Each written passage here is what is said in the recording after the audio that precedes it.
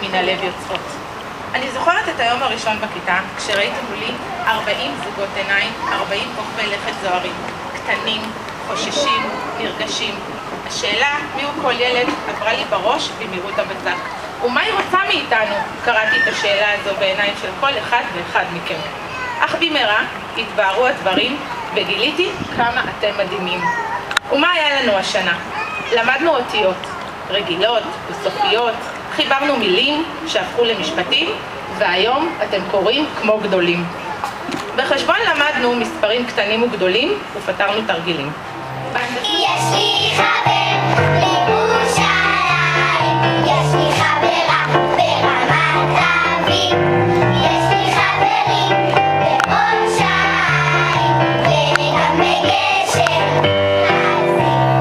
ארצה לטייל על כל ארץ ישראל במקריא ובתרמילים, ובאור היום למלא את המקום אצל החמושים.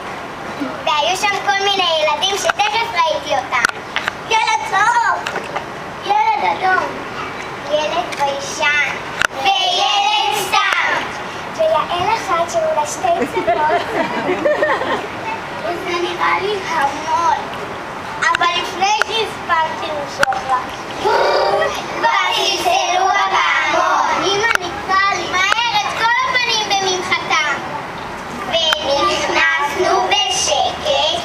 נדמה לי שאתה מאוד דומה לי, והוא אמר בדיוק אותו דבר, בדיוק אותו דבר.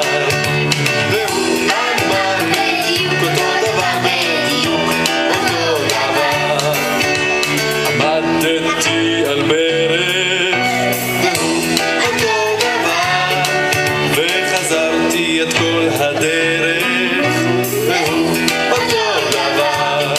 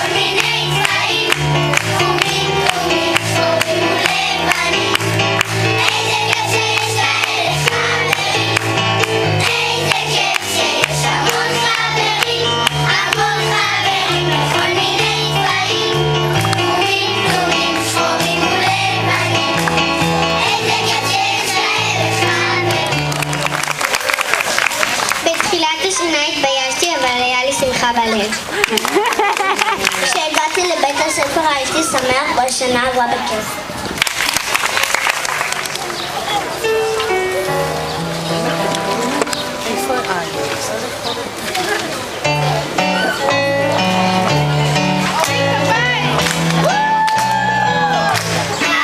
Obrigada!